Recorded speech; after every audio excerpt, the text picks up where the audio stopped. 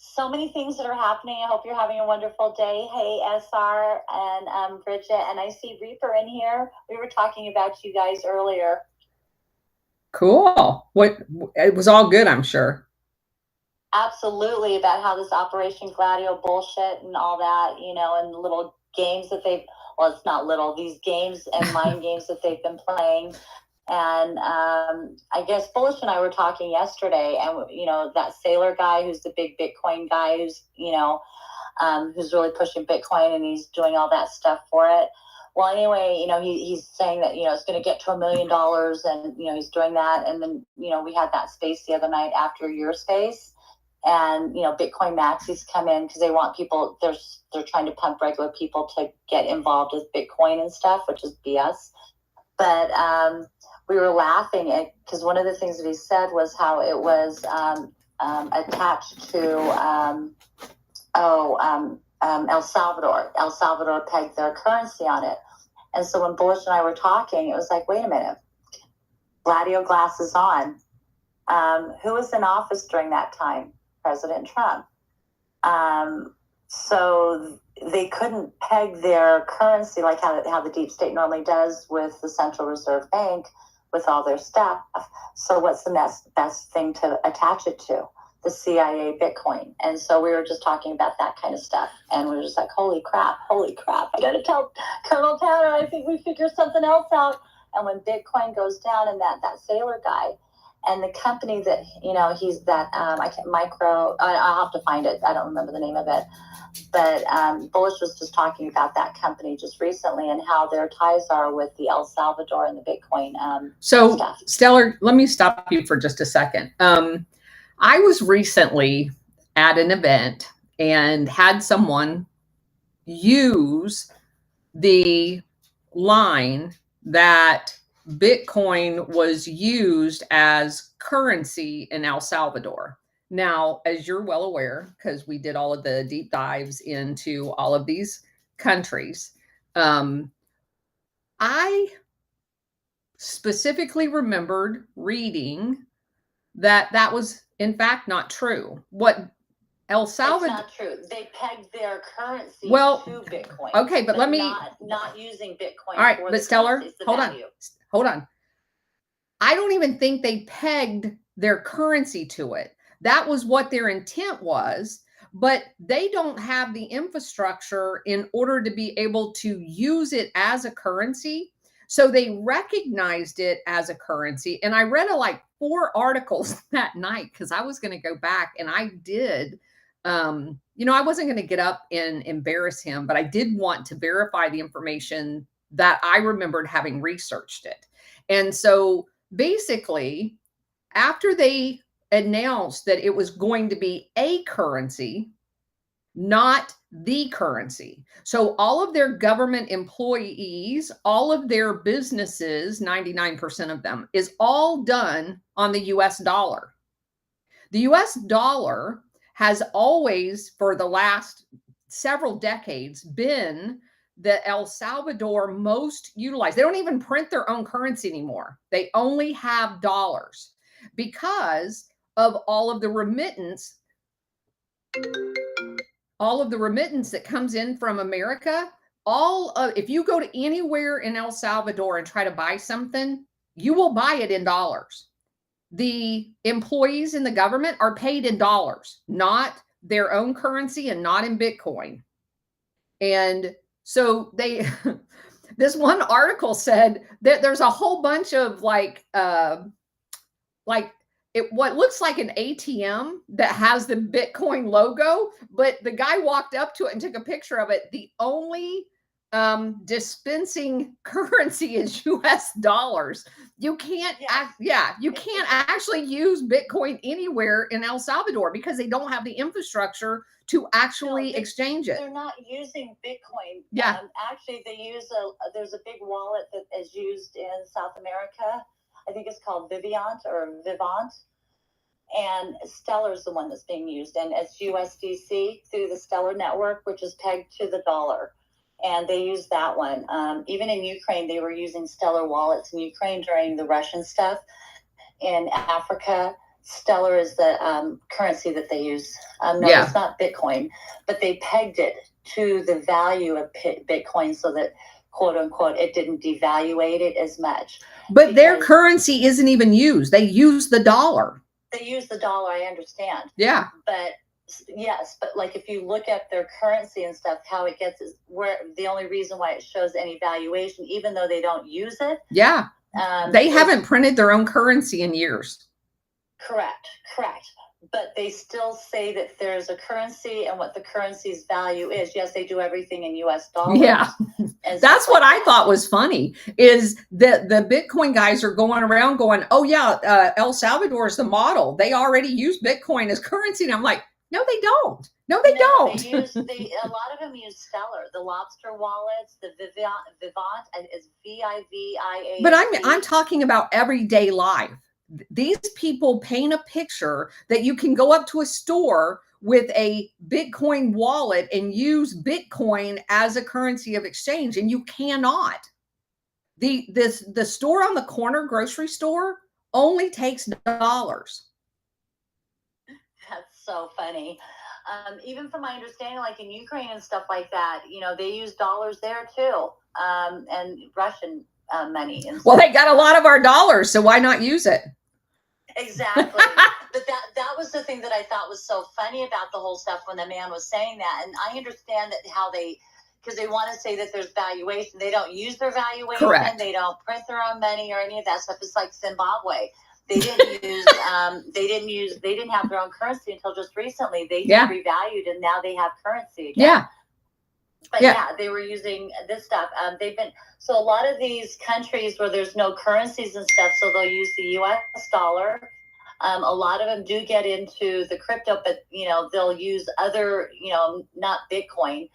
Some may have Bitcoin, who knows, because everything's done through your digital wallets. So it's not a strain on the infrastructure, but for like the commerce and stuff, yeah, they're using US dollars, they're using that way. Their banks are using US dollars. They're paid. Everything is paid. But they say that, quote unquote, there is a currency and it is pegged because of the, they're using the dollars. And this is where I said, this is the biggest joke to me. Yes. Is because, these people are thinking that they're using Bitcoin. These other people think that they have a currency like, we'll just say, El Salvadoran pesos. I don't know what their stuff is. I really don't. So we'll just call it, a peso. So people are thinking that they're pesos and they have it, and their commerce person or their finance person, officially did say their currency is pegged to the Bitcoin.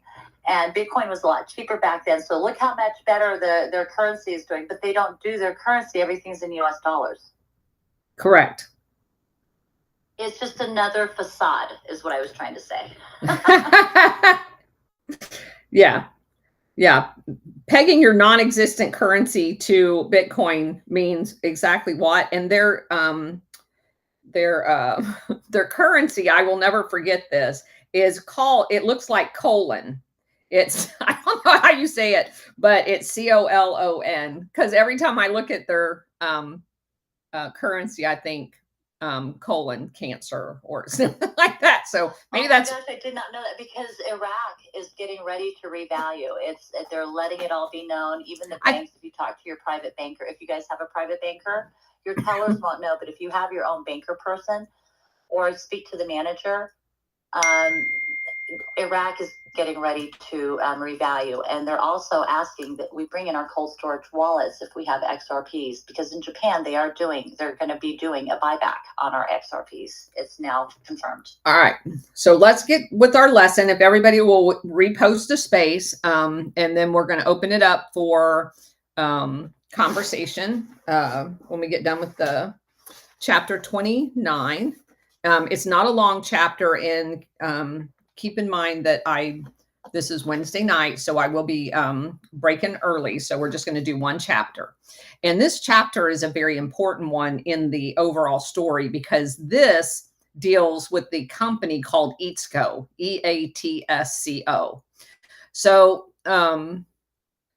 it starts off saying that a public servant just doing his job can shake our government up all the way to the White House. An employee of a company called Federal Maritime Commission named S. Thomas Romeo did just that. He was a bureaucrat who was doing an audit of Eatsco and uncovered massive overcharging.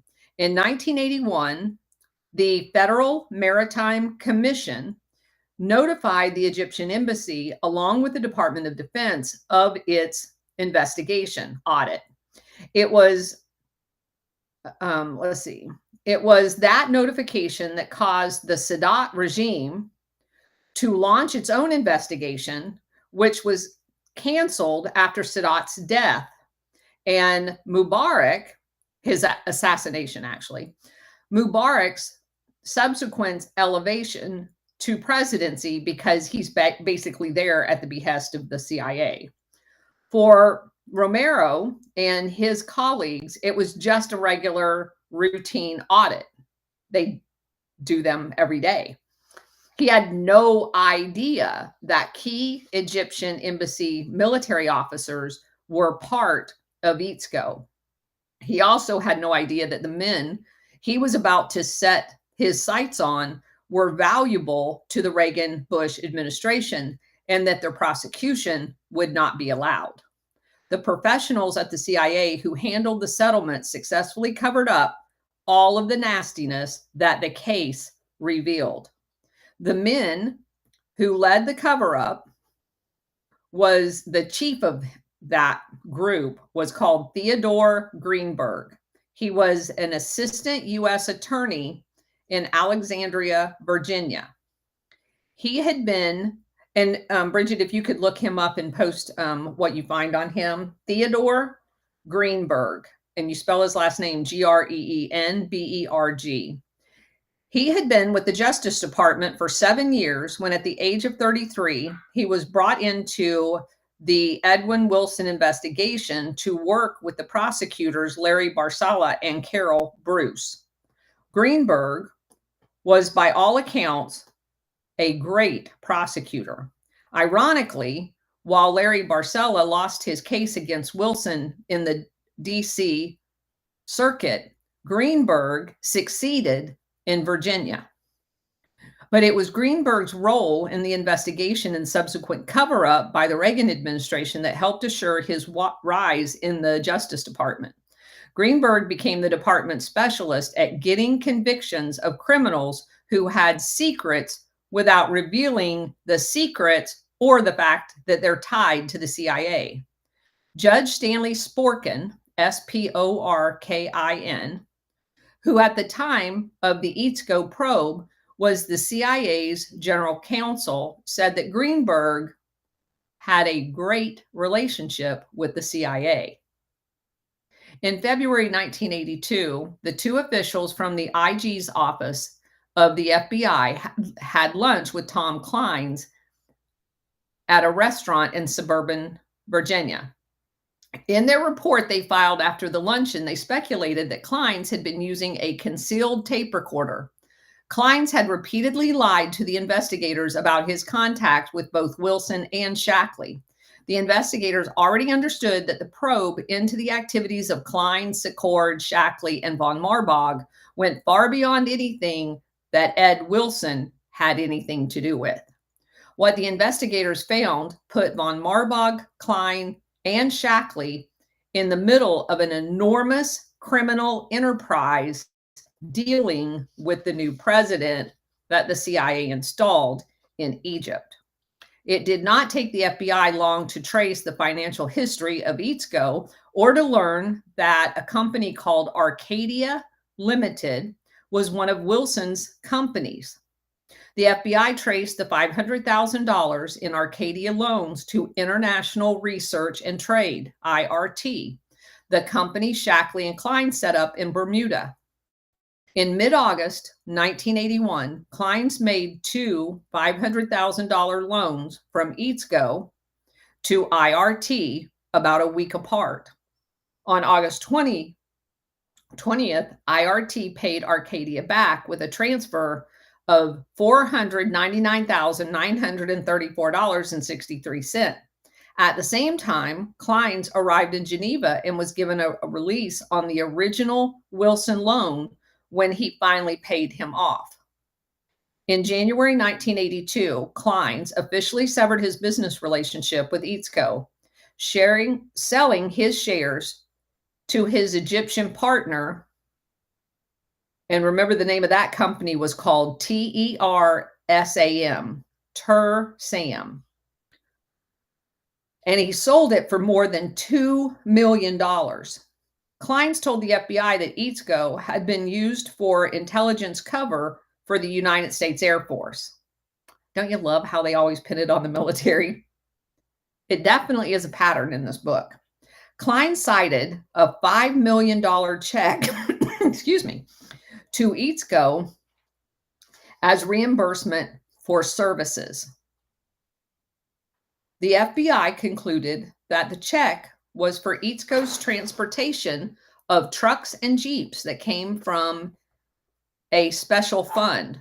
On September 22nd, 1982, Lieutenant Colonel Carlos Salinas provided the FBI with classified material that Army intelligence had on Eatsco, including the information that just days before Sadat was assassinated, news of how Eatsco had corrupted the Egyptian top military officials had reached the Pentagon.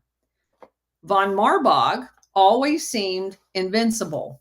From 1978 to 1981, he managed the Defense Security Assistance Administration as its deputy director. 3 months before Sadat's assassination, von Marbach was promoted to director of the Defense Security Assistance.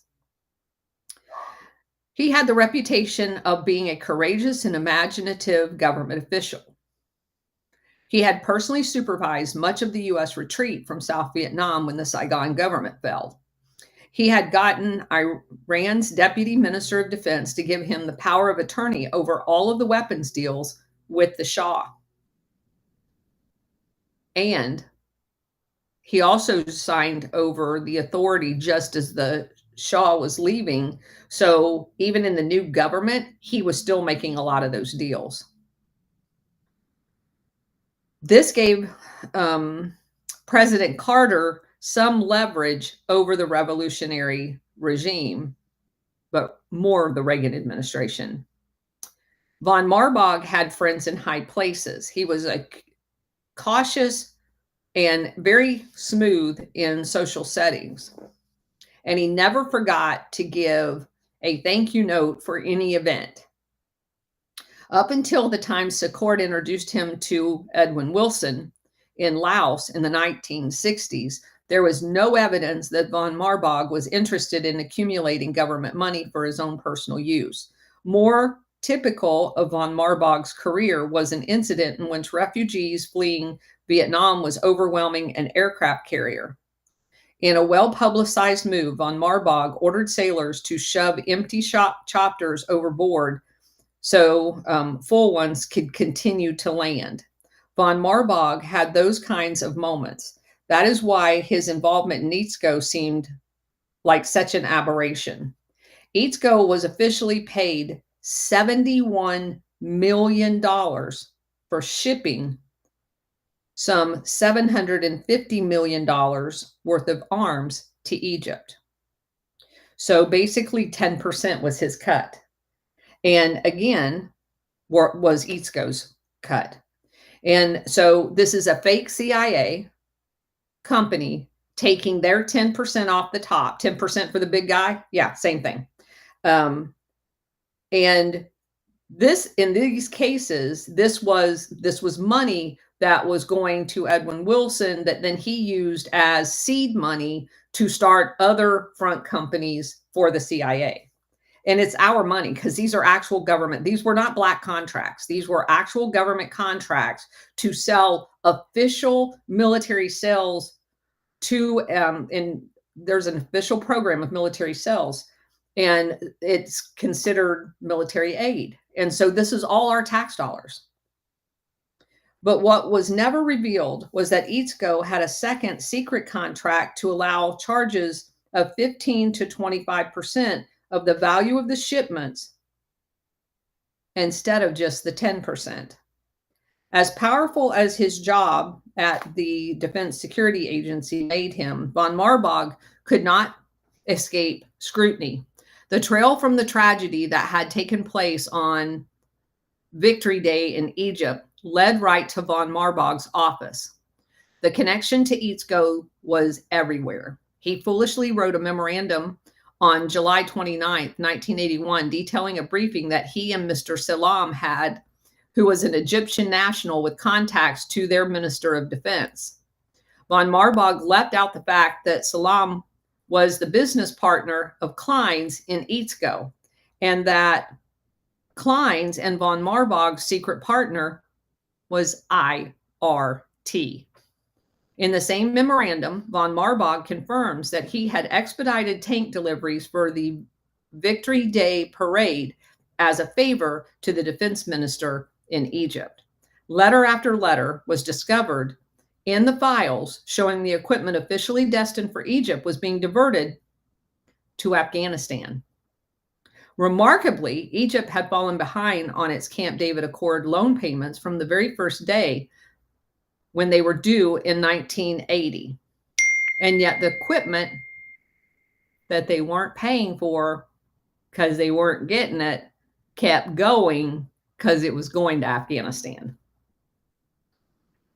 On September 13th, 1981, an article was written in the Wilmington News Journal, made public for the first time the details surrounding Eatzko's partnership. The source for the article, Joseph Patrick Judge, had been a salesman in the Wilson organization.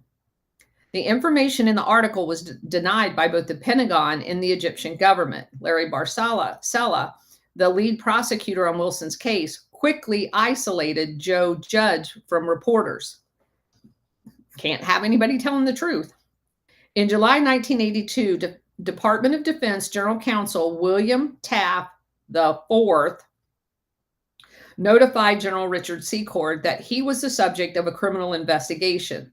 Taft wrote Secord, "The investigation involved Eatzko, von Marbach, Edwin Wilson, Thomas Kleins, Hussein Salam, and officials in the United Arab Republic and employees of the Defense Security Agency." Taft instructed Secord, who had been promoted to Deputy Assistant Secretary of Defense for Near Eastern, African, and South Asian affairs, that he must not initiate any written or oral communication with Wilson, Klein, von Marbach, or Shackley. By this time, von Marbach had already quietly retired due to ill health. October 1982, Edward T. Pound, Pound, wrote a major story in the Wall Street Journal about a federal grand jury that was looking at Eatzko. Pound had no idea Eatzko might have been connected to the Sadat assassination. But he reported, quote, "The case is so sensitive because of potential damage to U.S.-Egyptian relationship that it is being overseen by high Justice Department officials, one of whom traveled to Egypt recently. The U.S. had taken pains to avoid angering or embarrassing Cairo," unquote. The pains the Reagan-Bush administration was willing to take became clear as the Eatzko case moved up the bureaucratic ladder to the National Security Council. What had begun as a Maritime Commission and Customs Service routine audit became a full-scale effort to cover up the involvement of Shackley, Secord, Van Marbach, Kleins, and the Egyptians in an illegal and unauthorized intelligence operation. As the Pentagon, with von Marbach retired, Frank Carlucci was now doing his best to protect General Secord. The depth of the government's knowledge was demonstrated at a meeting March 21st, 1983 in the White House sit room, where top officials of the CIA and the Justice Department and State Department gathered to discuss the White House position on the Eatzko prosecution. Stanley Sporkin, Bill Casey's hand-picked general counsel for the CIA, wrote a memorandum for record. Present at the meeting were prosecutor Theodore Greenberg, Mark Richard, William Hendricks, Two of Greenberg's bosses, William Taft IV, who's, by the way, under investigation by these same people, the general counsel of the Defense Department, who had unsuccessfully urged Secord's suspension, and Robert Kimmitt, Kimmitt, one of Jimmy Carter's NSC employees, who was now on Reagan's National Security Council as the general counsel. Wingate Lloyd and Jeff Smith of the State Department was also present. First, Sporkin's memo described the allegations, quote, current and former senior officials of the U.S. government conspired with certain foreign officials to defraud the U.S. and Egyptian government of millions of dollars. Mr. Kermit, general counsel to the National Security Council, called the meeting because of recent approaches of two lawyers, Ken Webster and Martin Hoffman, who claimed that if DOJ continued with its investigation of the Egyptian American Transport Company, EATSCO, it would cause severe damage to the country's relationship with Egypt. In fact, the lawyers were playing a game of what they referred to as gray mail, not blackmail, gray mail. In effect, threatening that if the prosecution of the Hobel, Hobelman, shipping company, which EATSCO had used as its freight forwarder, and Abu Ghazala, who was now the defense minister, continued, very embarrassing state secrets might emerge for the CIA. Sporkin wrote, Mr. Hoffman and Webster approached the NSC in order to inject national security concerns to thwart the DOJ investigation. Discussing the substance of the meeting, Sporkin wrote that Kleins, Shackley, Secord, and von Marbach were conducting weekly meetings to discuss ways to obtain contracts with U.S. Defense Department. In October 1978, Kleins retired from the CIA. Also, on October 4th, 1978, the Defense Department received a letter from the Egyptians saying that Tursam of Panama, it was registered in Panama, is the sole shipping agent for the government of Egypt. In January 1979, Wilson, Secord, and von Marbach were all together in London. Wilson gave von Marbach $10,000 in cash, according to an eyewitness. In February 1979, Wilson loaned $500,000 to Klein. The money was used by Klein to form various business groups. All of the principals have 20% shares, and all but Klein's shares were secret. Each man, because basically what they're setting up is front companies. Each man in the meeting wrote his own version of the same memorandum for the record. The documents all agreed that EATSCO was a criminal conspiracy involving Wilson, von Marbach, Secord, Kleins, and Shackley. In the end, it works out to be an $8 million ripoff by EATSCO, funds which the Egyptians could have used for supplies. The Department of Justice memorandum stated it went on to say that von Marbach received a cash payoff in Geneva in October 1980 from Kleins. Again, there was an eyewitness to it. It included the information that on January 2nd, 1982, von Marbach retired from the DOD, citing those pesky health concerns. And also that Kleins got booted out of EATSCO. It continued, Salam buys him out. Salam says that Egyptians kicked Klein out because Klein's ties to Wilson and hence to Libya. Klein's comes out of this with a $2.7 million on his $49,000 initial investment. Wingate Lloyd of the State Department made it clear in the meeting that if Abu Ghazala is involved, who is the Minister of Defense in Egypt, President Mubarak will be embarrassed. The Egyptian government knew that today's meeting about EATSCO would take place that morning, and the Egyptian charge was in Lloyd's office at 9 o'clock in the morning to try to find out what was going on. The Justice Department had publicly told the Egyptians that they were not investigating Egypt. The officials concluded the meeting with a decision to turn responsibility of the case over to Greenberg, with a continued understanding that no Egyptians would be criminally prosecuted. Before the meeting broke up, a White House aide named Pittman spoke. According to Wingate Lloyd's handwritten notes, Pittman stated that the National Security Advisor, William Clark, made clear that the White House does not want any criminal prosecution. With that clear instruction, Theodore Greenberg carried out his assignment. The cover-up of Eatzco was the official national policy. When John Kester, Kester, an attorney at R.G. Hobelman Shipping Company, saw Ed Pound's article in the Wall Street Journal, he noted that an Air Force lieutenant colonel by the name of Thomas Slogler with the Defense Security Agency was repeatedly quoted throughout the article. Kester wanted to talk to Slogler to learn more about the case. When he tried, the officer refused, citing orders from the SecDef. He was not allowed to comment. Kester, who was aggressive in the case, then tried to get information out of the Defense Department directly using the FOIA request.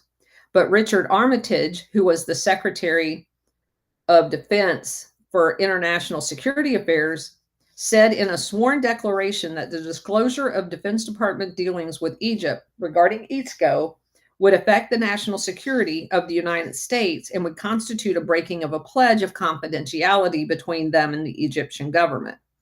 To protect the principals in Eatzco from prosecution, the Justice Department needed to thoroughly discredit Wilson and to keep him from talking and to make anything he might say in the future not credible. Barsala did an extraordinary job to this effect. Capping the end of Wilson's prosecution became a bizarre charge that Wilson had tried to hire fellow prisoners to kill Barsala, his wife, prosecutor Carol Bruce, and other enemies. In that case, tried in New York, an inspector in the U.S. Marshal Service swore that he overheard Wilson threatening the life of Barsala during a flight between Zurich and Madrid on June 15, 1982. Here's his quote. Mr. Wilson stated that he was going to kill Barsala.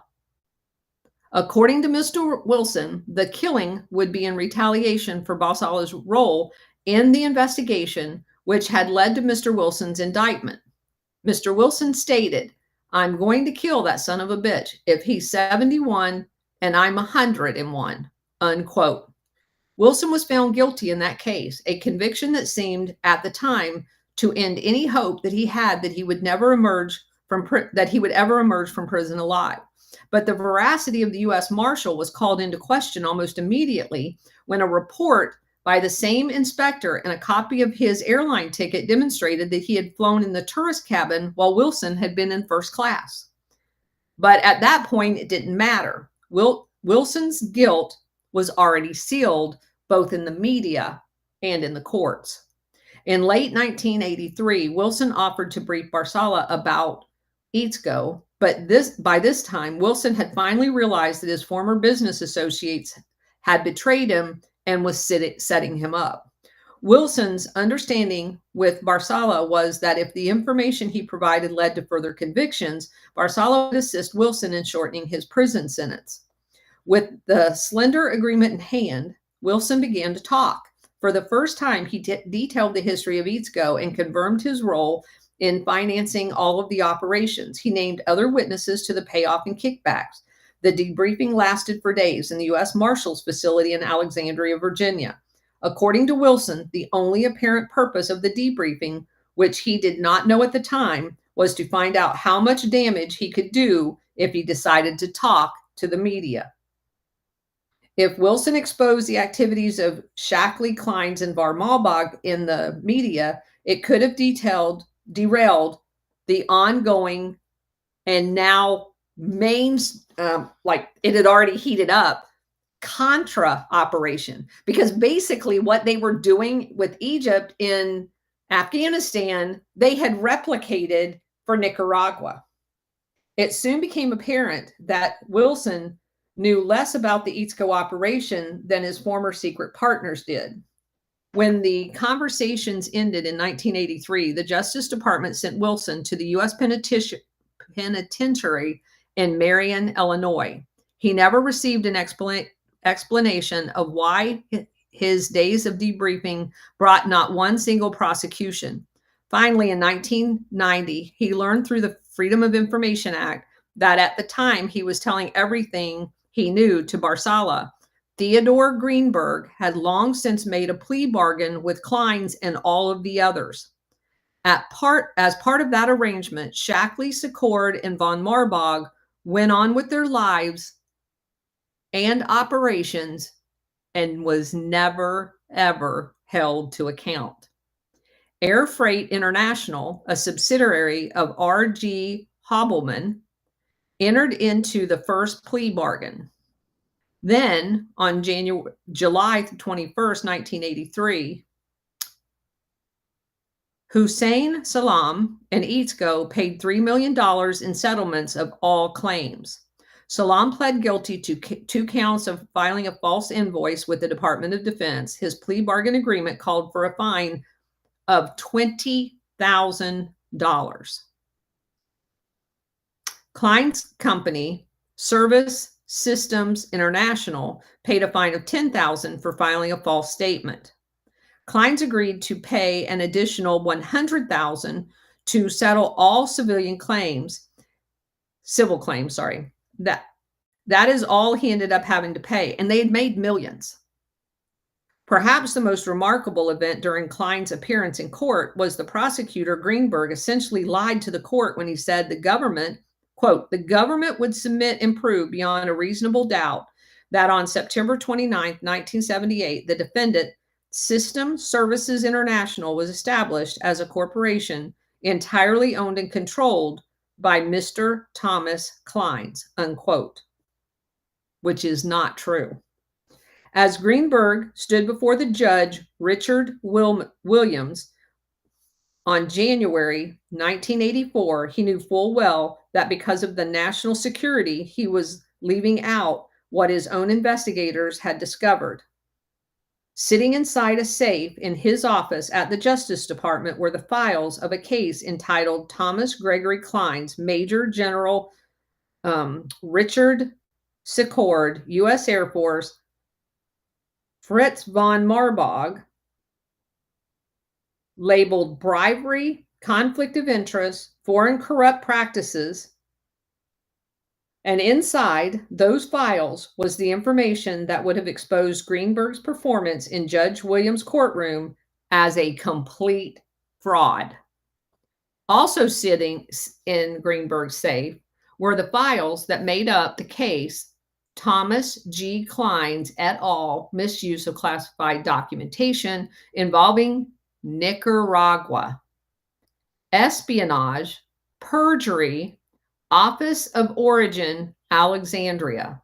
Like EATSCO, that case involving the documents, Shirley Brill watched Kleins and Chichi Quintero cut the classification codes off of all of the documentation, would never be prosecuted. Wilson said, quote, there's testimony which they knew in 1982 and they never went after the case. See, that's really significant. That they knew before Iran-Contra that these guys were guilty, that they had information, they were in EATSCO. At this time, why wouldn't they go ahead and prosecute, unquote. Wilson gave Barsala his lawyer's memorandum on the loan for IRT. All of this information I had on me when I was arrested in 1982. That's where it came from. Adding to Wilson's bitterness was the fact that it was all so unnecessary.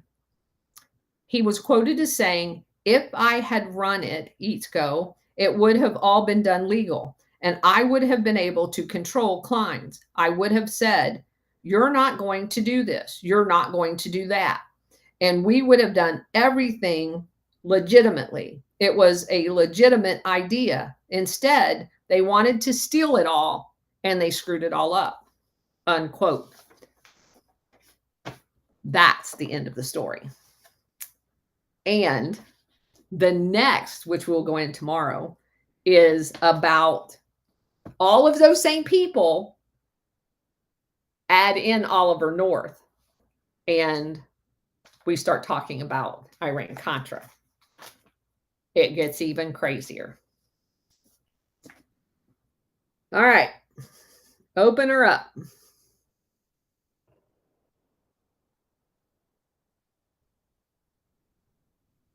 That is crazy. And that Greenberg is braggingly involved in all sorts of corruption. It's incredible. Yeah.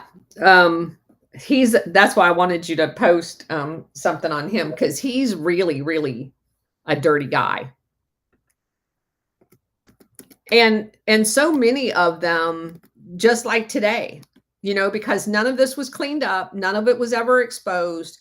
It just kept repeating itself over and over again. And that's the reason why we're dealing with what we're dealing with today. What I find kind of ironic out of all of this, a 10% fee of $71 million wasn't enough. Yeah. And that's what gets them caught. Well, what actually got them caught was just a routine audit. I mean, because they were most of them during part of this thing were government employees, they weren't allowed a cut of anything. You know, depending on the dates of those transactions, Klein and Shackley worked for the CIA and they weren't entitled to any cut of anything. But what they were doing is they were cutting in their buddies who then gave them kickbacks. And, you know, like you say, whatever they have, it's never going to be enough. Were those Greenberg files ever released? One that is safe? Yes. I mean, after a period of time when they did the, because, let me see. I'm trying to remember exactly. So basically Edwin Wilson finally, basically gets the whole situation gets readdressed after Iran-Contra comes out. Because now think about him. And this is the irony of all of this. So Edwin Wilson gets shipped off to prison based on a lie. And he's basically in bed with all these shysters. Whether or not he's a shyster or not, you can debate that. Because he keeps saying he did everything legitimately. And he did actually think he was working for the CIA, but he still was doing some really shady shit. So anyway, he's the only one that goes to jail. Everybody else gets protected. And not even 2 years later, every single one of these people's names are in the news for doing it in a different location. Now, can you imagine sitting in prison knowing that you're there when all of the other people was doing shady shit and they're all free as a bird, and then you are sitting in there in your day room or whatever watching television, and you see the news clip to General Secord, and you see that he's getting indicted and he's going to have to testify from the Senate for doing the same shady shit that you're sitting in jail for. It's crazy. As I'm reading these, it seems as though the charges that they received were pretty much a slap on the wrist. That's a question mark. So yeah, they went in and paid a fine, and basically everything was, you know, marked paid in full. They allowed them to plea deal to some minor, you know, traffic violation. And they were free to continue doing what they'd been doing, which was criminality. And sure enough, 2 years later, they're back in front of the same court system and the House and Senate for the Iran-Contra scandal. Yeah, it's crazy. And I did find the paperwork, the original paperwork, all of it, 100 and some odd pages, and I posted it. I'm picking it up in the next. Okay.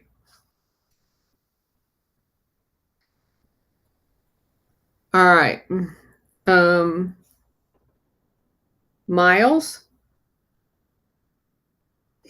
Good afternoon, Colonel. I want to thank you for reposting some of my stuff. I'm more of a visual person. I want to see what these people look like. So, and then also, guys, just remember when we're on this platform, and the Colonel's like, you know, on Rumble too. Now today she's not. I checked that out.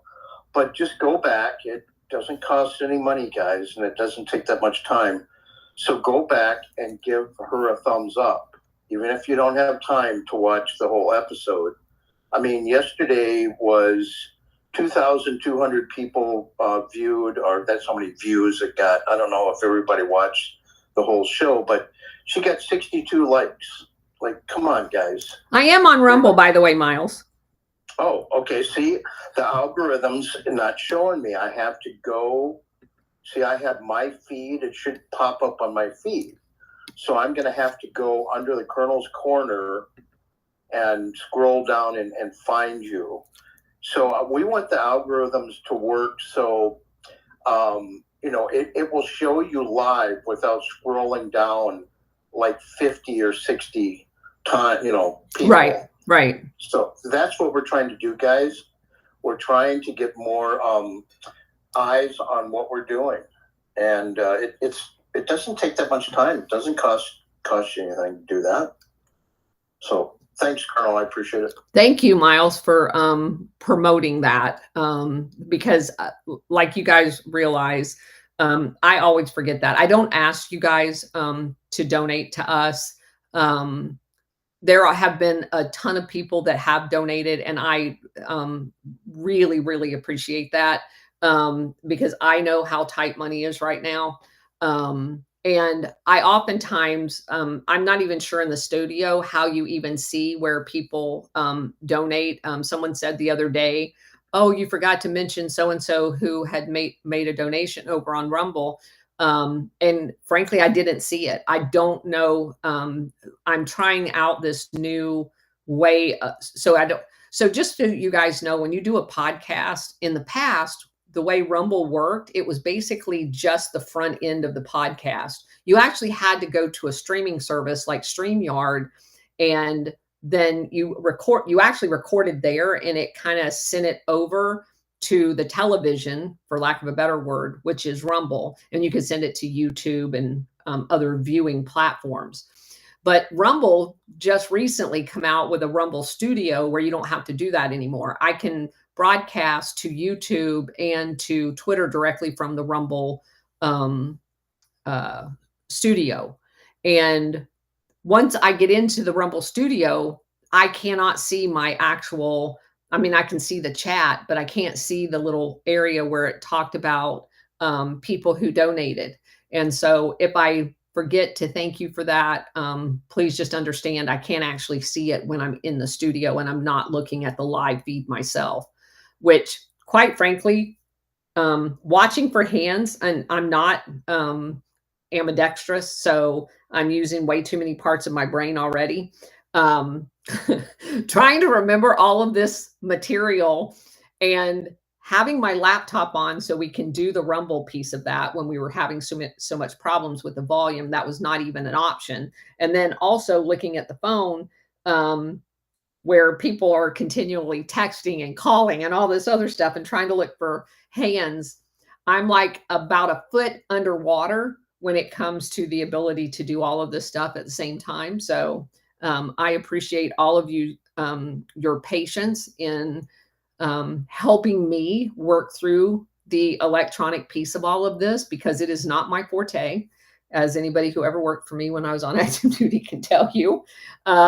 The person that I saw the most every single day that I was on active duty as a commander was my comms people, because if it could be screwed up, I could screw it up. So anyway, I appreciate all of you guys being so patient with us in this learning process, not just of the material, but of all of the venues to be able to get as much of this information out as we can. I don't know how many of you guys listened to the show that we did yesterday, but it was a great show. The flow of it, it just, the guy that does that is from Canada. It's called The Missing Link. And he's just a very interesting person when it comes to an interviewer.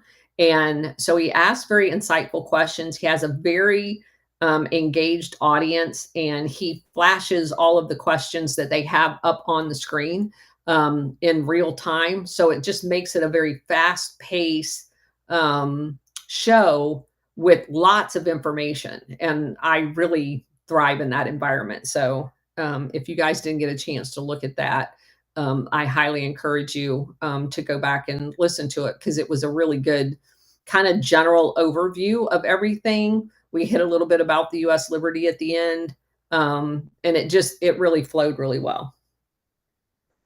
So any questions? Go ahead. Please repost the space. We are still struggling to fight the algorithm and trying to adapt. But if you guys don't mind, please like and repost. Yeah. Yeah. And anybody that's on Rumble, if you guys wouldn't mind giving us a thumbs up, that is something, like I said, thanks, Miles, for reminding us. I always forget to ask people to do that. And I know that was kind of SR71's thing. Bridget, when they used to be over there on Rumble, when we just did it on Rumble, it was like every 5th post, give us a thumbs up, give us a thumbs up. Because I do know that that is one of the mechanisms that gets the shows higher up in the viewing area. So what's up, Trump Frog? Just rolling around, shaking hands and kissing babies. Actually, just going to see some clients, doing nothing but working. Cool. How about you? How are you? I'm awesome. That's good to hear. Sorry, I missed most of your show, which I'm disappointed about, but it's recorded, right? So it is. I can listen. Yeah, and you definitely, because tomorrow's show is going to be about Oliver North basically doing the same thing. Nice. Yeah, so we talked about Eats Go and how they set Edwin Wilson up, and basically, surprise to no one that the DOJ was in on the setup. And so, yeah, it's really interesting. What I missed today on Twitter? Anything exciting happening? I've been just knee deep in it today. Well, everybody's posting about the continuing resolution and all the trash in it. And Colonel McGregor posted about they did in fact have baby farms and organ farms in Ukraine. That came out today. Ooh, let's go. Markets are getting raked over right now. Over $1 trillion has been taken from the stock market. Interest rates went down 25%, or no, a quarter percent, 0.25. And all the markets, they swatted silver and gold.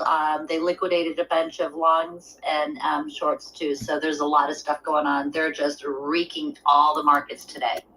The bubble is now starting to pop. They're getting ready. They're getting ready for a Christmas surprise. It sounds like if they took $1 trillion out, there's a lot of activity out there. That's insane.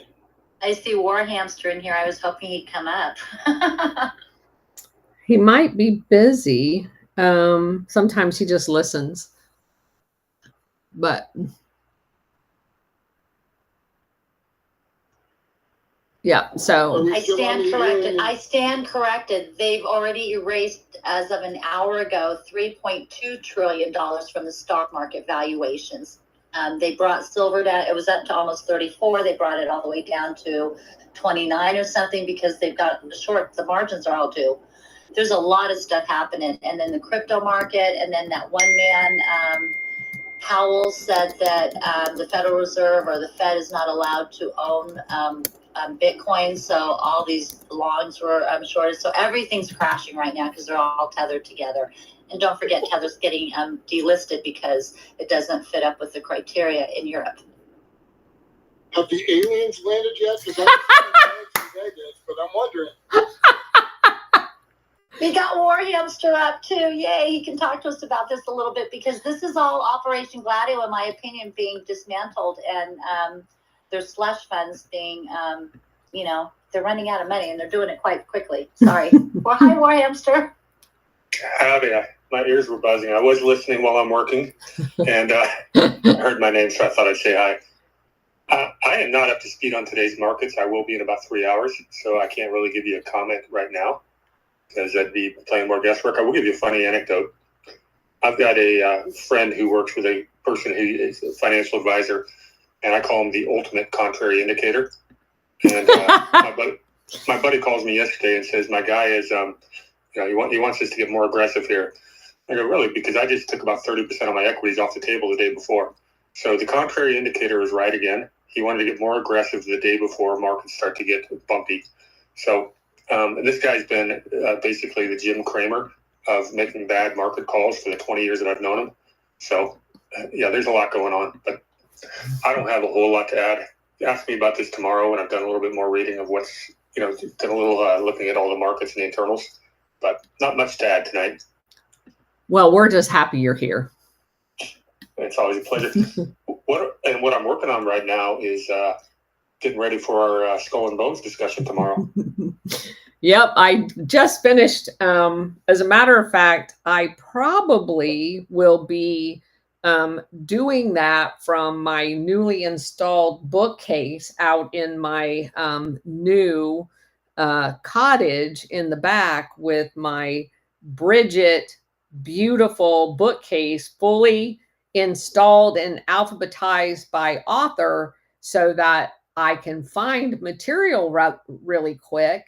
And that way everybody will be able to see the beautiful bookcase that Bridget built for our Operation Gladio collection of books. But we already decided I have too many books to even fit on my brand new beautiful bookcase. So we're already talking about expansion. When's your birthday? When's your birthday, Bridget? So that way you can make more.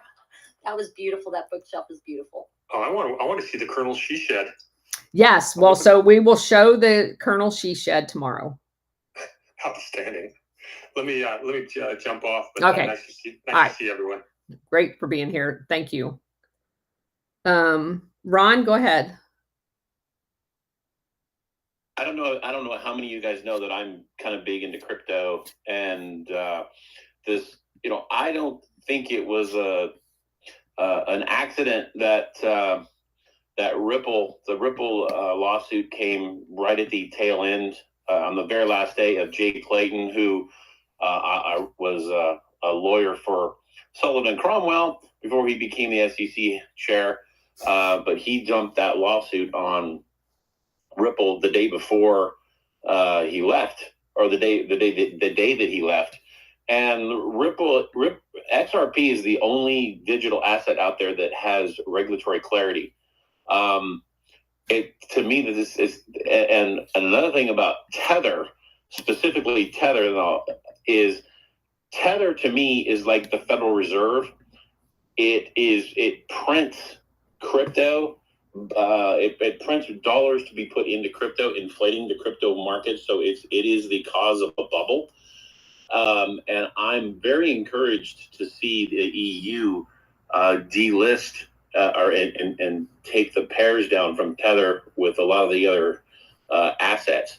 I'm hoping that has a positive effect of I mean, I want Bitcoin to do well because I want all cryptos to do well, but I want it to be a level playing field. And Tether is basically, in my opinion, artificially propping up projects like Bitcoin and Ethereum, who were, I believe, clandestinely created. So in terms of the crypto market, I watched a good probably 10% of my portfolio disappear today, but I'm encouraged because I feel like with Trump and the new administration coming in and the positive things that they're saying about digital asset space, I'm quite certain that, and taking into consideration all the other moves out there, I feel like this is a great opportunity, to buy when there's blood in the streets. If you guys are into or even considering learning about crypto, and if war hamsters, not Bitcoin or Ethereum, only ISOs. Sorry. Right? No. I thought I made it pretty clear. I'm not a big. I own no Ethereum and no Bitcoin. I don't have any of that. So anyway, I just wanted to make that statement because you said you talked about Tether, and that brought a smile to my face. Yeah, because Tether is how they've been. That's it's not only the crypto market or Bitcoin. And if you saw how much that they just printed or mined or whatever for the U.S. Treasury Tether, it's insane. And yeah, it's for that. But they use Tether and all the finance or all the money stuff. It's all of it. That's part of their stuff. But then if you look at, like you said, Bitcoin, Ethereum, we've got our stock market based, a lot of those things are right on the Ethereum, but then in March, that's all going to be changing too, because like Paxos and FedNow, they're all 100% on ISOs, which is, like you said, Ripple has the clarity, and the ISOs also have more clarity than any of the other ones, and they're backed by something, and there's a usage for them. 100%. And another reason that I was mentioning Ripple is because of the RLUSD stablecoin, and that is a stablecoin that actually is going to have the proper assets behind it. So basically if you buy stablecoin, let's say you spent $100 on an exchange, that $100 has to be there. And Tether is just manufacturing that for some of you guys who aren't really familiar with the crypto. Tether's just printing that up at arbitrarily, and it doesn't exist, but it is inflating the prices of the projects. And there's a reason for that, because the liquidity from Bitcoin and Ethereum is what's going to be going into the ISOs as they tokenize everything. Yes. And putting these regulations on stuff with an asset back. And you can't forget about Stellar, and HBAR just stated that they're coming out with a stable coin on their ledger system as well. So Hedera's going to have a HUSD. Stellar's already had one. USDC has been around for years. And then you've got the RLUSD, but people have to understand it's just $1. It's just $1. It's not worth anything more than just $1. So don't sell your XRPs to buy the RLUSDs. Use your fiat dollars. Absolutely. It is strictly it's a stable coin so that you can exchange profits, take profits, and buy back into crypto without exiting crypto. But you look at USDC. USDC is on the Ethereum network. It's on the Ethereum chain. But it's actually the USDC on the Stellar is native, and it's been the stable coin we used to onboard all the time through MoneyGram. We were the beta test years ago for Stellar and Lobster, and I used to train people on this stuff. And so USDC, the liquidity pools, what is so like a lot of the people that have been following Stellar and following this movement of Stellar. Now, is that why your name is Stellar? Absolutely. I did not. Okay, I know now. Come on, Ron. I didn't know that. Come on. I did not know that. I'm serious. You need to have your picture or your avatar be the cover of the 1988 Economist magazine. You're so funny. They've been cleaning out the crypto stuff. I wish Bullish was in here, but like the history of like the first exchange for Bitcoin, that was an exchange that was just, Bitcoin was just laundering. It's just dirty money. Are you talking about Mt. Gox? Yeah, Jeb McCabe, which is Stellar now, and Jeb McCaleb. Yeah, I always say his name wrong. And then, but then he was with Ripple, and then he ended up going to Stellar, but I just think that there's been a lot of really key players that are white hats that have been helping clear out a lot of stuff. And even that Fink guy from Blackstone and how he got put into it, and what he's doing. I think that there's a lot to be said about some of the people that we thought that were really bad that were actually probably helping with a lot of the systems that we're getting into now. I agree 1,000%. I agree 1,000%. That's why I think this is awesome, because this is all part of Operation Gladio, the international syndicate and all that stuff, and they're being exposed, they're going broke, and they're losing their control and power. So that's why I just think all of this stuff is great. And we have bubbles within the stock market. We've got a real estate bubble. We've got bubbles all at the crypto markets and everything. So it's time for it to get adjusted, but it needs to be cleaned out. And thank goodness that Donald Trump is in, and those executive orders are still going on. And just can't wait for him to be inaugurated so we can finish cleaning up this shit. Sorry. Amen. Yeah, I agree. All right, and Miles. Thank you, Colonel Towner, for exposing all of these players that at one time in my life, I actually thought that the Oliver Norths and the Reagans and all these different people were actually really good guys. And, learning this, it's really sad that everything that we've ever been taught has been a complete manipulation on what the true reality was. I agree. Can I tell a really funny story that I'm embarrassed about? Is before I went into the Navy as an 18-year-old kid, I had a picture of George Bush on my wall, and I was so proud because he was in his Navy flight uniform from World War II. I can't believe I look back on that, and I'm just like shudder to think that was on my wall at one time. That's hilarious. Miles, go ahead. Well, I'm not going to talk about crypto, but I want to get back to the history. Because I'm a huge history buff and fan, and a lot of my history heroes are in here, but there's one that's not, and that's the Ghost of Patrick Henry. And he did a good show today called Breaking History. And they talked about Canada's finance stuff, the Russian assassination, and then Syria. So, yeah, I like history, guys. Ron, you're on the list. Well, Breaking History and Gordon and Matt, who do that show, are both amazing, both in their presentation and their knowledge. And it is an honor every time I get the opportunity to go on. And I think I've been on there several times. I think one of the best shows was the Syrian show. We did that in 2 parts. If you guys haven't watched it, I highly encourage you to go watch it, because it puts into perspective everything that you're currently seeing. And unfortunately, it falls in line with what we just disclosed in Prelude to Terror, because of course, all of this is predicated on patterns where you go in and you destabilize the country. And of course, in Syria, we've tried regime change there for decades, all because they want a pipeline through there that they invited him, Assad, to London to basically bribe him into allowing the pipeline to be built, when in fact, once you acquiesce to the pipeline, then they want the military in there to be able to, quote unquote, protect their investment, which basically gives away your sovereignty. And he just wasn't all about that. And then as soon as he said he wasn't all about that, then they're not all about him. And, it was regime change after regime change operation. And it doesn't really matter how many buildings they knock down, how many people they kill, how many children that they kill. They will just keep doing it until either they're stopped or they finally get the guy overthrown. Stellar, go ahead. Do you think that one of the reasons why they strategically made it the timing to do this stuff or the CIA, all the baddies, or whomever, do you think that they did the Syria thing now because of how close, Iraq and some of those other countries are ready to revalue?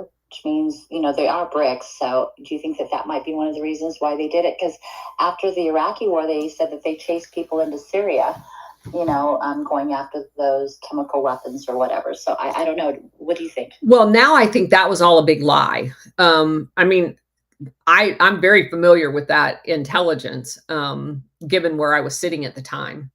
But I don't believe any of that now. I think all of that was a lie. And I think if there was chemical weapons taking into Syria, it was to put them in basically stay behind kind of stashes in order for them to be able to use them against Assad once they got done with Saddam Hussein. So that's what I was meaning. That's what I was pertaining to. Because I remember, like, after the Iraqi war, you know, that was one of the things that they said is they never found any of the chemical weapons because there weren't any in Iraq.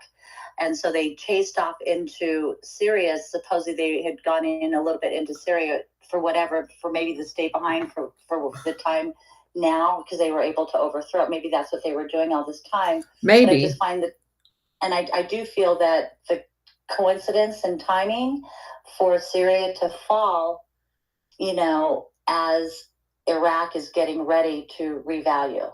Does that make sense or no? It does. More instability in the Middle East. It does, because if you are going to be able to stabilize Iraq, you have to have another bastion of instability in order to keep the arms contracts going. That's your point. Okay, so that is because it seems like they say quote unquote ISIS or whatever those other people were. Seems like they're the ones that are overthrown. So whatever. So that means that now you've got another terrorist group in there to get people in America to say, oh, we got to start bombing again or whatever. Is that what they're doing? So everybody, whenever you hear a news report or you read a news report, if they use the terms Mujahideen, ISIS, or Al Qaeda, your brain needs to go into a programming track that translates, no matter what the name of the terrorist organization is, your brain needs to read CIA. There is no such thing as ISIS. There's no such thing as Al Qaeda. There's no such thing as Mujahideen. Those are all names for trained terrorists that the CIA or NATO has trained in order to be used to overthrow governments. What about Hezbollah and So Hezbollah and Hamas both have been funded off and on by Western or Western aligned, to include Israel, organizations their entire time they've existed. Again, they are cudgels to be used whenever they need to have chaos. And so I'm not saying that these entities don't exist. What I am saying is, if tomorrow you were given, if I could pay War Hamster with a microscope to go in and audit their books, every single one of them is going to go back to a NATO funded relationship to include the training camps, just like we found all over Latin America. Training camp after training camp after. Same thing with the beginnings of Gladio, when they put all the training camps on the Canary Islands, Sardinia off of Italy. Every single training camp that teaches the exact same thing we taught to the quote unquote radical Islamists that supposedly bin Laden, who by the way was a CIA asset as well, was training in terror training camps in Pakistan, which by the way is an appendage to the CIA, the ISI is. So no matter where you go, no matter what training camp you get to, there's a tether to the CIA each and every time. So you can't talk about any of these entities. So basically you have a CIA trained guy, just like we just read with Sadat. Our whole chapter today was about how the CIA assassinated the existing president, Sadat, and installed Mubarak. You just watched it happen in Syria. Marie, go ahead. Well, you guys piqued my interest with the Gulf War. With I mean, I've been listening to this whole thing, and it's amazing how much information you put out, Colonel. But when you mentioned the weapons of mass destruction, to me, there's always a half truth in everything, right? And while we didn't go find actual bombs, the research around the Gulf War and Syria and Libya, it gets really, really interesting, of course, with central banks, which is something we know. But it gets really interesting if you start looking up the discovery of uranium veins. Right before we went over for the weapons of mass destruction in Iraq and Saudi Arabia, they found huge veins of uranium.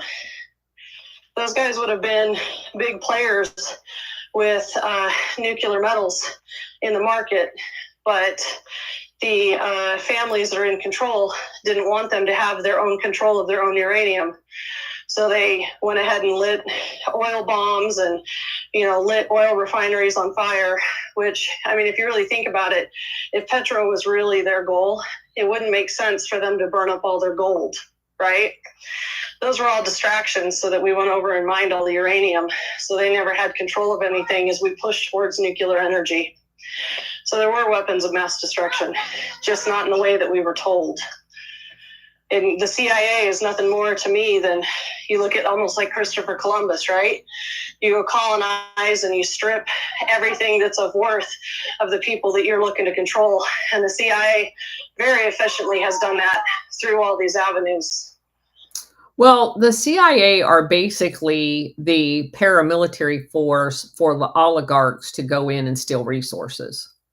They're the people that go in and light the place on fire. And then while everybody is trying to put out the fire, they steal all of the shit. Yep. And I talked to several soldiers out of those wars that said that they were actually mining. They weren't over there blowing stuff up. They were mining resources. Yeah, I've never heard. Yeah, I've never heard that. I've not ever read that. And there was no, I can tell you, because I was sitting at the combatant commanders, there was no mentioning or as far as planning goes of that. I'm not saying it didn't happen. I'm just saying that that would be something that would have been done covertly. And generally speaking, in the case where we have done that, like in Chile and other places, it is not done by military people. It is done through the importing, like in the case of the Middle East, they normally bring in one of the poorer countries like Pakistan in as the laborers, because if you go back to the research that we did on BCCI, there were over 20,000 just in Saudi Arabia and the UAE, and I think Qatar.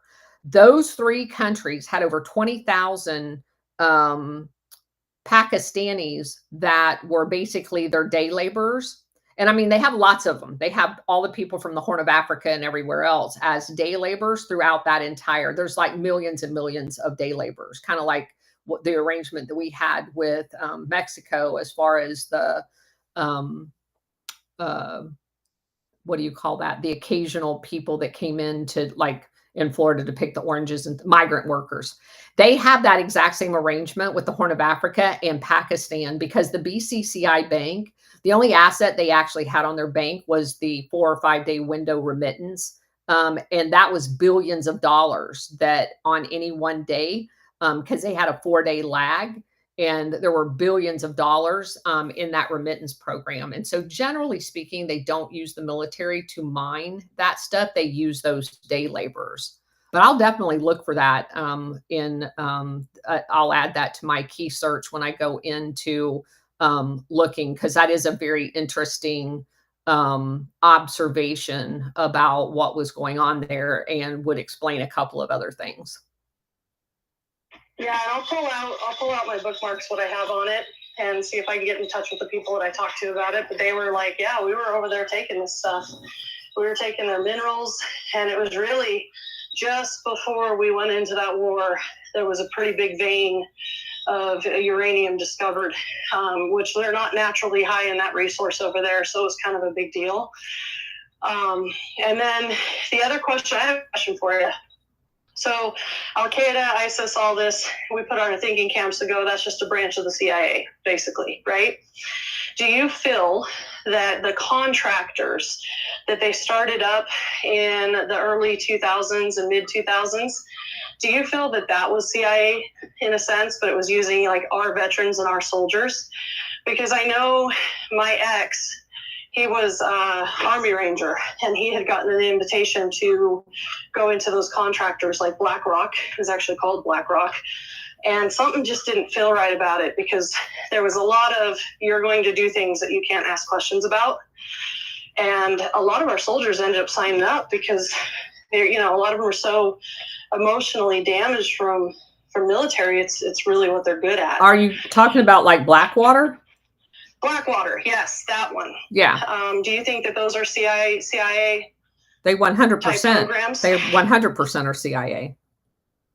I have, and there's some legitimate Department of Defense contracts for Blackwater. Like my cousin was over as, he was a tank driver, and during Desert Storm 1, and for, I don't know, 6 years, he was a tank instructor working for one of the private military organizations that got the contract to teach Iraqis new military, you know, because we got rid of their old one, stupidly, to how to operate tanks. And he was over there for 6 years doing that, you know. And the irony, of course, is that by contracting that out, and you can say what you want about, they paid my cousin like 6 times what they paid him while he was on active duty. So instead of having the old military training missions in these places like they did on, you know, some of the other operations, they've now contracted all of that out, and it costs the taxpayer. It's basically money laundering. So they will pay these guys a whole bunch of money, and then all of the congressional members will get donations from, you know, Blackwater or the other private military companies into their campaign funds, because now all of that, it's just like what Ed Wilson, just what we talked about, 10% for the big guy. The big guy is going to be the guy that issues the Appropriations Act, another 10% for this. And then of course the company's going to make a profit. And that's not what all of that is for.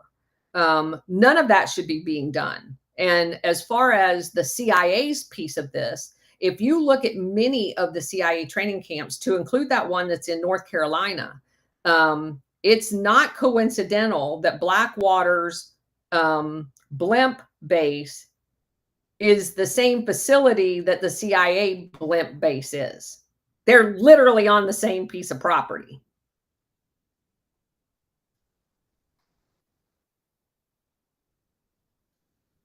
So, yeah. Fun times are happening, and so much information. I love it. Thank you. Can I ask who I didn't know who was talking about the Gulf War. I wanted to follow her and connect Marie with her. 17. Okay, thank you. Sure. I got to read y'all something based on what we just talked about. You know, we were mentioning Theodore Greenberg, the prosecutor that worked in the DOJ that basically sent Ed Wilson to jail and left everybody else out. Listen to this article, which is, you know, basically the same thing. This article was written, it's a New York Times article in 1988 in January. It says, last month, to the surprise of the Justice Department officials, a Manila businessman pleaded guilty to charges of defrauding the Pentagon on a Philippine military contract before a federal judge in Alexandria, Virginia, and paid $1 million fine. Earlier, departmental officials discussed why a Filipino would plead guilty. Now, Filipino would plead guilty to a crime in Virginia since there's no extradition treaty to the United States from the Philippines.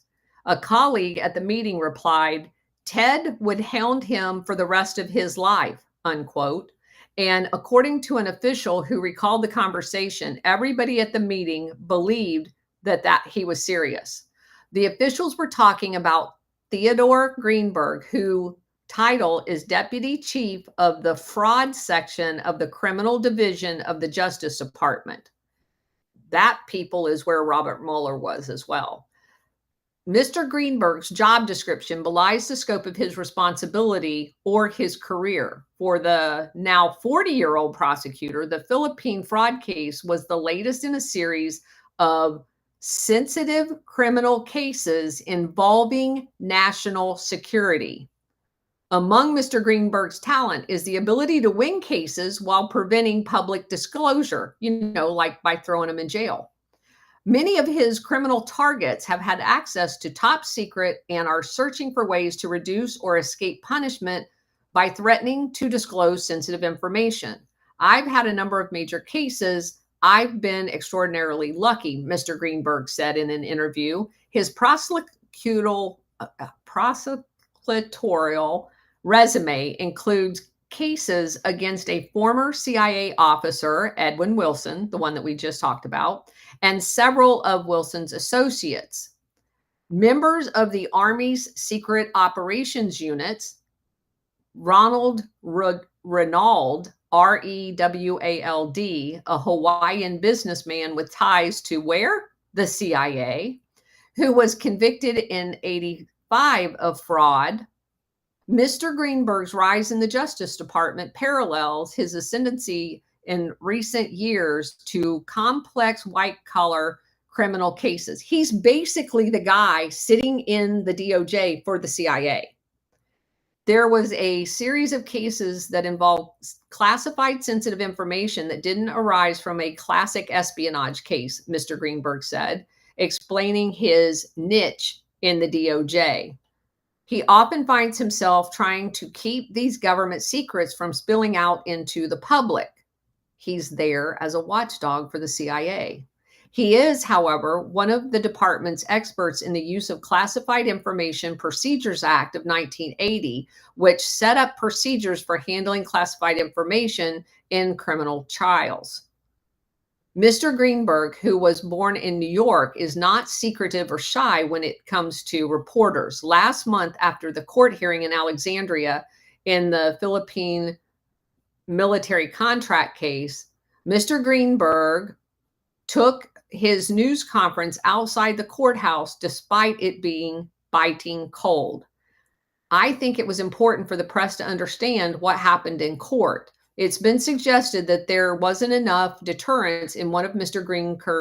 Greenberg's cases, which ended in a plea deal with no jail sentence imposed. In 1986, book on the Wilson investigation, the book was called Manhunt by Peter Moss. They questioned Mr. Greenberg's plea bargain arrangement in a case involving $8 million in the inflated Egyptian American transport, EATSCO. The company's principals included Hussein Salam, the businessman, and then it basically talks about all the stuff we just talked about in this article. But it says that the book's publisher, saying he was, quote, disturbed by its disparaging portrayal and suggested that he failed to pursue the interest of justice. So Greenberg was a little perturbed at that. He's also quoted as saying that he acted as a tool of the CIA and the Pentagon. The matter died with the letter, and Mr. Greenberg maintained he did the right thing, blah, blah, blah. As his closeness with the CIA, a former general counsel of the agency who worked with Mr. Greenberg, Stanley Sporkin, who we just talked about, became a federal judge, said that the prosecutor had a great relationship with the intelligence agency and that Greenberg was also able to uphold the DOD's leg of being aggressive but careful. But that's not what all of the other ones said. One guy, quote, Ted does what he is supposed to do. He brings people to justice, said one Washington attorney. He may be aggressive, but that's probably an understatement, said another attorney. Ted is extremely careful. And then it goes on to talk about Wilson's case again. It says, Mr. Greenberg's new position makes him more of a manager than a prosecutor. So basically he got promoted after doing all of that shit. And without going and looking into the Philippine fraud case, it looks like it was basically the exact same thing. He just makes a deal, and then you can bet that the rest of the CIA people that was underneath this one civilian guy basically got off scot-free. So I just wanted to let you guys know that these people that we discover in these stories, whatever we're talking about, it's not the only time they've done it. It's crazy, all the stuff that you'll find.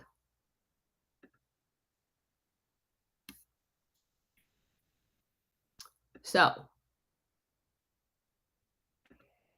Well, it's nice, Colonel, that somebody else puts the pieces of the puzzle together, but they don't give you the whole picture. And by the way, War Hamster, this is not a dig, but the Colonel upgraded. It's not a she shed anymore. It's a cottage. That's right. It's a cottage. Especially a cottage now that I have a beautiful mid-century bookcase in it too. Andy, go ahead. Hey, Colonel. Thanks again for all this information you're giving.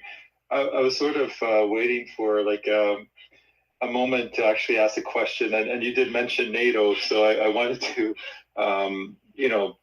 ask a question regarding NATO and statements that what things that Trump has talked about this. I mean, just going back, we know that NATO has been involved in not only defense but in offense in Serbia, Libya, and I'm not sure where else, but all over. Trump has been speaking about the other countries meeting their NATO commitments, and I just want to understand that more. I have my own language matters, in terms of what they're saying. And I understand there's a difference between defense spending and meeting limits or supporting NATO. So I just wondered if you could shed a bit more light of where you think Trump is going. Because I know, he has made comments about Canada for example, not meeting its NATO commitments. And what do you think that's where do you think that's going, or what do you think that means? I think that he was making the case that we basically provided the military might, if you will, for most of the NATO alliance. And I think getting NATO in the news allows him to begin the narrative. I can't imagine he's going to stay in NATO. I can't believe that NATO even has a very long life in a Trump administration. We would not be the first to pull out of NATO. Obviously, France did that after General Lyman Lemsker was in on the whole attempted assassination of Charles de Gaulle multiple times, at least over 20. Some books I've read said it was over 30, but I'll stick with the 20 because that was in several books. And so it is not unprecedented that someone pulls out of NATO. And I do think that bringing NATO into a conversation on a regular basis in a negative light is laying the groundwork to condition people to understand that, number one, we don't need NATO. Number two, NATO has lost all. When you include countries like Turkey, who is going behind most of the allies' back and doing things that is not consistent with even a general good thing, like in Syria. So yet, if Turkey does something, then you have a collective responsibility to have to provide a defense for them, even though they can be acting as a rogue agent. And so I think in those cases that he is basically laying the groundwork for us not to remain in NATO. And to me, anything that's discussed about NATO, with it being in a negative light, goes along that path to preconditioning people to accept the fact that we don't need to be in NATO.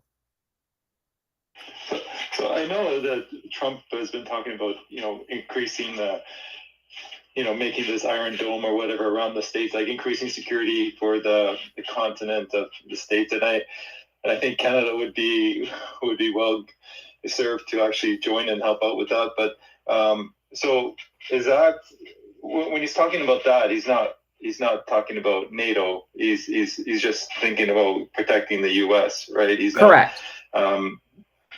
Correct. In terms of the amount of spending, I'm just trying to distinguish between the defense spending as per what was agreed to in NATO or whatever, or spending on, protecting your own country versus spending on, protecting Europe, or whatever they're doing there in Europe. Well, it was never about what you spend it on. It's a matter of it being in the defense budget.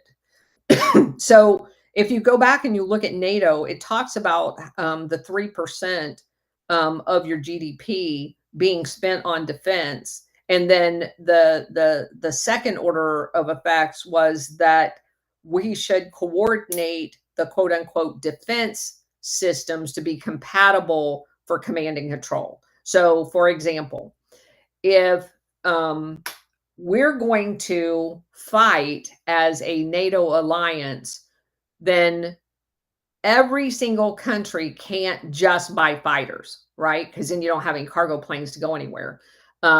And not every single country could have, you can't have 10 different kinds of tanks and then try to plan a battle plan to make them all interoperable. You can't have different communications where when you get out on a battlefield, nobody can talk to each other. So there were second and third order of standardization, or at least compatibility requirements that were put in place so that you could effect a coalition of capability. So that's kind of secondary to the point of allocating 3% of your GDP to the defense budget. They never said, like, for example, Trump used $5 billion of the defense budget to build the border wall. So no one ever said that they were going to tell us how to spend our 3% GDP in order to be compliant with NATO. If we spent the entire 3% on a defensive dome, we would have still met the NATO requirements for doing that. Does that make sense? Yes, sure, certainly. Thanks, Carol. Sure. Carrie, go ahead. Yeah, philosophical question for you, Colonel. So I was just standing here cutting up a pineapple that cost me like $1.49 to buy. And I was thinking about that. My mother, who grew up on a farm, got oranges in the Midwest, got oranges once a year. And that was like super fancy. And it brought up something for me that I've touched on numerous times, and that is, and this is the question.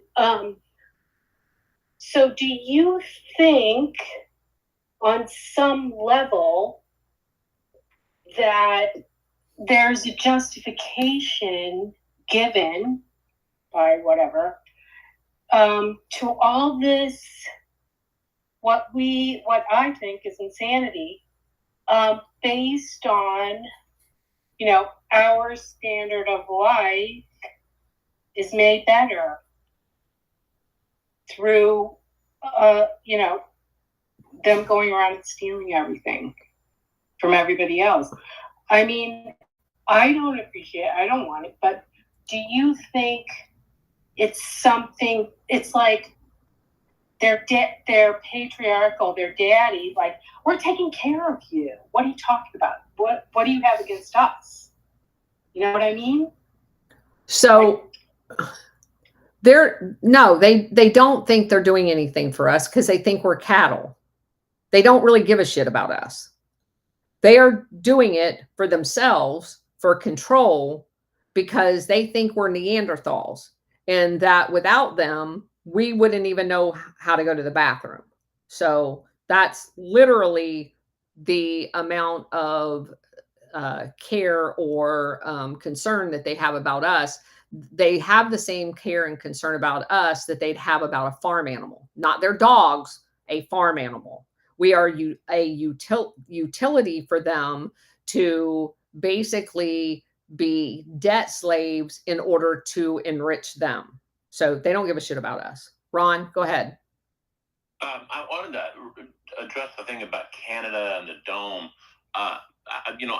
Canada or NATO, or Canada may be in NATO along with the United States, but even if one of those two countries had bowed out of NATO, I still believe that there would be a pact, a defensive pact by the United States with Canada, specifically because it's a buffer zone from any attack that comes in over the pole. So I sensed a little bit of concern in that question. I just wanted to make that statement to address it. So I don't know that I agree with you. I understand your point, and it's a very valid point. And I think that's the funny part of what Trump said about making them our 51st state, because they basically become a 51st state if we are obligated in any way to defend Canada. So basically, they're an appendage of the United States at that point. So, well, I get that. I'm just saying, if we can still not care what happens to Canada as long as they're a buffer zone if anything comes in. I'm not saying I don't care about what happens to Canada. I'm trying to make nor I I know. I'm trying to make a more pragmatic point in that Canada currently has a Marxist fascist guy in charge of it. And so if the entire country went down a Marxist fascist avenue, and I'm talking to an extreme point, that you now have an incubator there for all kinds of nefarious activities and stuff like that. I'm not saying that we would leave the citizens out in the cold, but I don't think it's in the best interest of America to have defensive pacts that are just unilateral defensive pacts, because we have watched in real time as countries that we thought were our quote unquote allies elect people that, if you're in a defensive pact with them, would do literally stupid ass shit that would pull us into something that we then have no control over. I'm talking about from a no kidding, what we should be doing in the future. I don't want to be in defensive pacts with anybody. I want the capability and the technology to protect ourselves, and then allow our elected leaders at the time a situation would occur in the future to decide what's in the best interest of America. Because once you start into defensive pacts like we had with NATO, it erupts into all types of corruption, and they've lied to the collective group of us about what it was they were doing. They lied about the fact that there was a communist threat in order to build terror units to attack us. I don't want any more defensive pacts. These people can't be trusted. I'm right there with you, shoulder to shoulder. I guess I'm looking at it more from a territorial strategic part, and you're looking at it in a different way. But I'm looking at it from these people being like Satanists. I don't want to be in pacts with Satanists. I'm right there with you. So I don't disagree with you either. Yeah. Okay. Andy, go ahead. Yeah, I just wanted to add to that. No, I do think Canada has to, work their part to protect themselves, and we definitely will, in terms of once we do get a new government. Right. But I'm just a bit concerned. The current government, he's basically a puppet of the the globalists, the World Economic Forum, young whatever. But I'm just not sure about the conservatives that are, it's basically the government has been going back and forth between these two. And so there are some links to some of this nefarious stuff, even in the Conservative Party. So although he's sounding good, that's why I wanted to specify, what NATO spending is. Is it supporting NATO, or is it just spending to protect ourselves, our country, and being, so that we're not dependent on the U.S. The U.S. I'm sure will help each other out, but I'm just saying we have to pull our weight. Yes, right? The requirement is to spend 3% of your GDP, which they have never done. The majority of NATO has never done that, and in doing so, there are interoperability requirements that must be met in order to be able to deploy as a unified force. And so those are like second and third consequences to the overall requirement just to spend. And there's no like collective military depot where everybody chips in stuff and it's all sitting there. That's not it at all. All of the 3% is spent on your own military. And those own military 3% resources, they have collectively had meetings and said, hey, if you're going to buy radios, they need to transmit in this frequency and this range, and here's the channels and blah, blah, blah.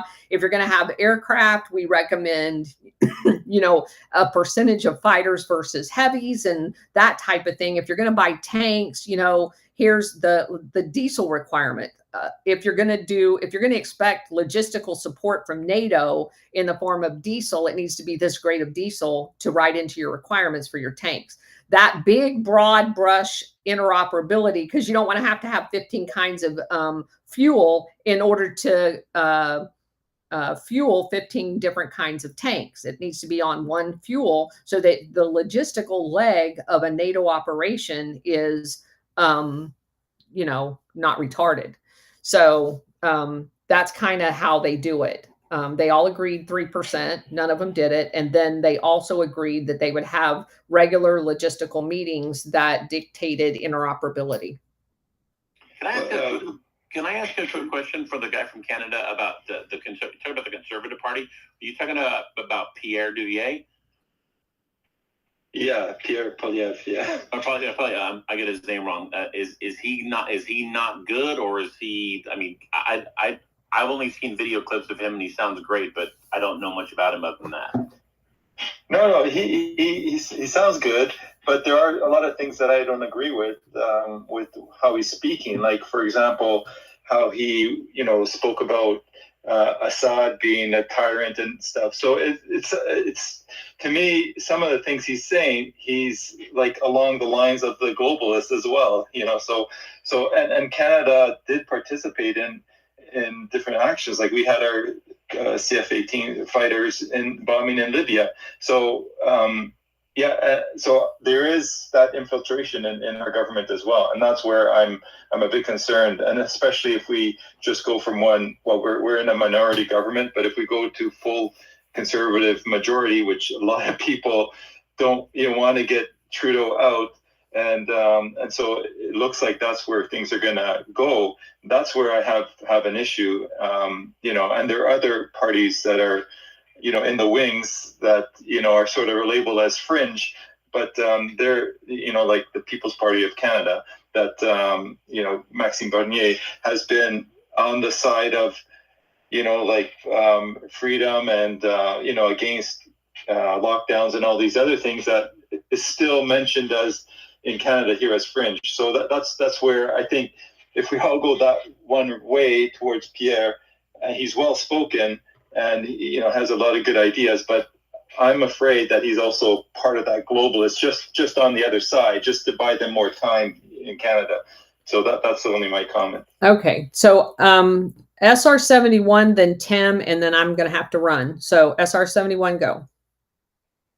Thank you, Colonel. I just wanted to add to this NATO business concerning what's going on. And I'm with you 100% in looking at it from the fact that Trump is seriously going to disable NATO.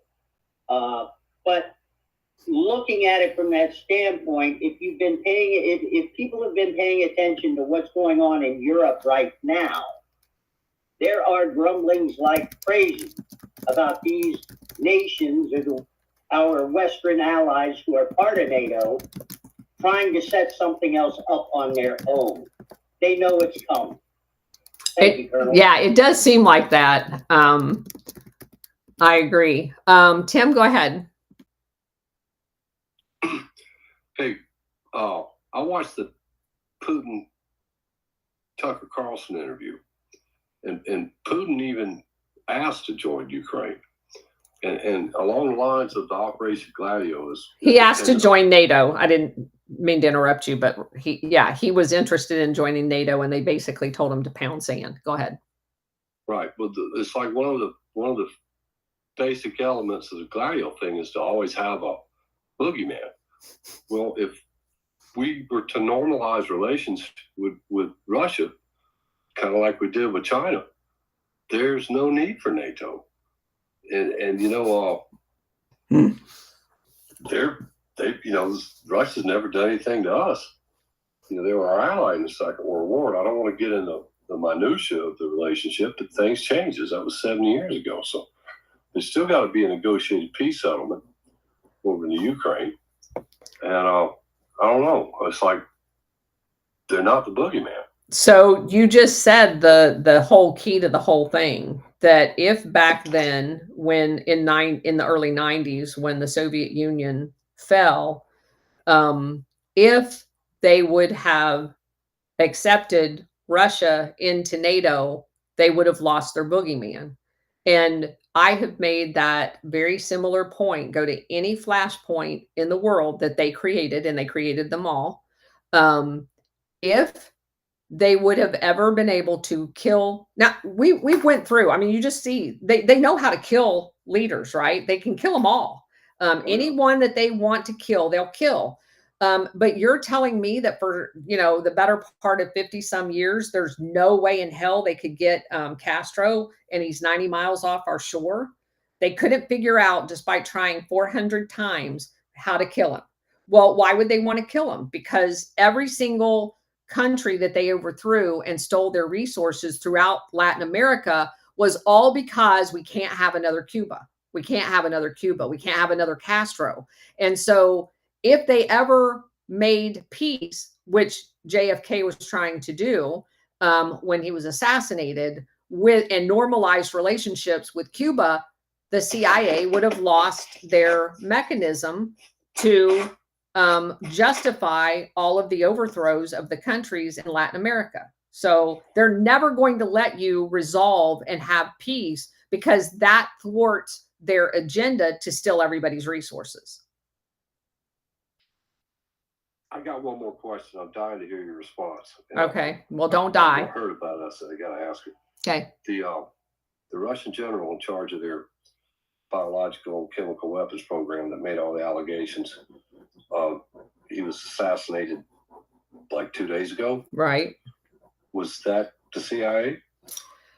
So I find it highly unlikely that the anyone inside of, go ahead, Cousinette. I know you're dying to say something. Go ahead. Can you hear me okay? I can hear you fine. Oh, all right. We just need to be quick because I gotta go. Actually. We just need to be quick because I gotta go. But go ahead. What's that? I need to go. Whining. I'm the one that's gonna go pee. Okay, so I'm not whining. They've already caught 2 of the guys, and I've posted a couple of things. They actually had everybody at like 1 o'clock this morning. I don't know what time it was their time. they've got 2 guys from Uzbekistan. They were promised $100,000 and European passports. And yes, they're out of Ukraine.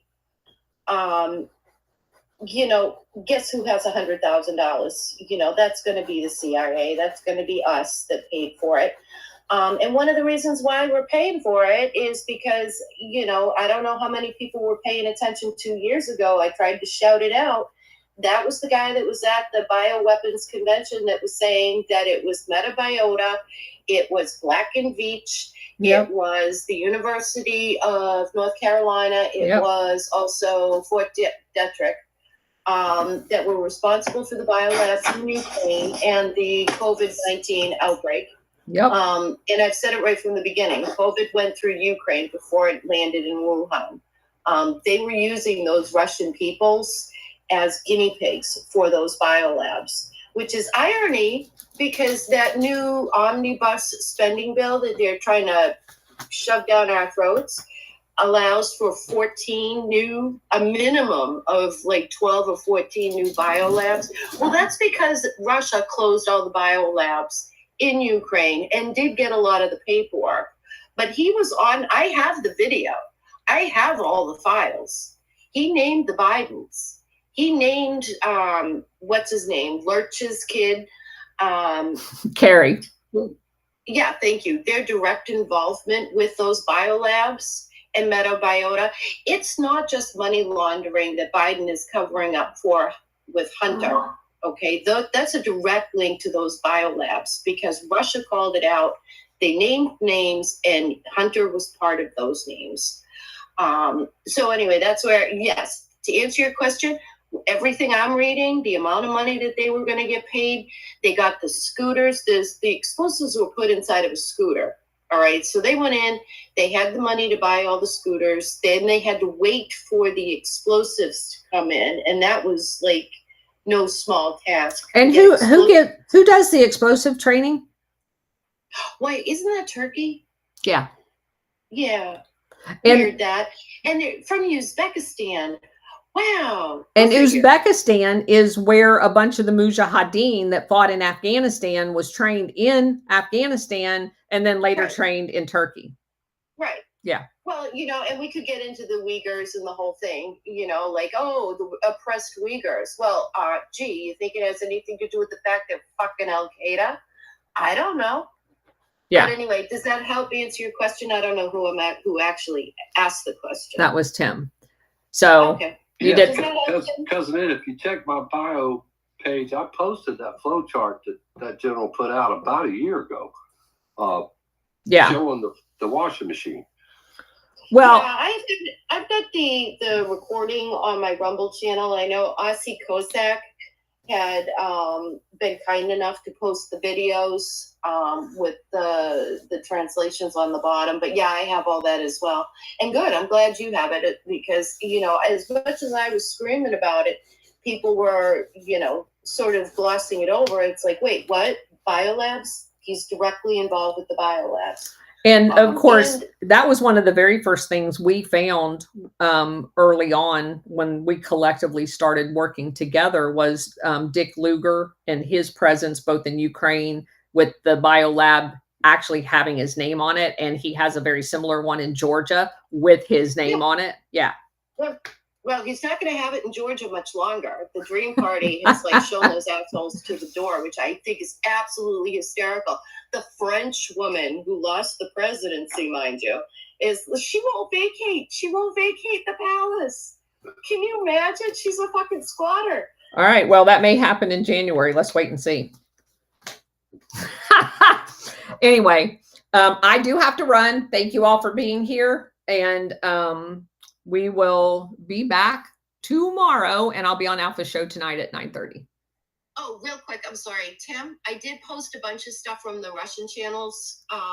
As a matter of fact, not 5 minutes ago, which is why I'm on my laptop to begin with. So I'm not trying to redirect people to my page, but there's a bunch of stuff. Go to her page. She has an awesome page. All right. Thank you. Cousin, it's awesome. Spends a lot of time researching the Ukraine, Russia, and everything overseas, especially in the East. She does an awesome job. Okay, got to run. Thank you all for being here. See you tonight, or otherwise we'll be back here at 4:00 tomorrow. Bye. What time is your space with War? No. Tomorrow? Oh, tomorrow. It is delayed tomorrow because we have a special. We are going to do War Hamster at 1:30, and we're going to have Ryan Mata on our Rumble channel at 11:30. He's the guy that's doing all the child trafficking out of Guatemala. So 9:30 tomorrow morning and 1:30 tomorrow afternoon. For West Coast. For West Coast, yes. Yeah, 11:30. West Coast. Yeah, 11:30 our time East Coast and 1:30 for War Hamster East Coast time. And tonight is 9:30 for Alpha. Thumbs up, guys. Thumbs up. Thank you, Miles. Talk to you guys later. Bye.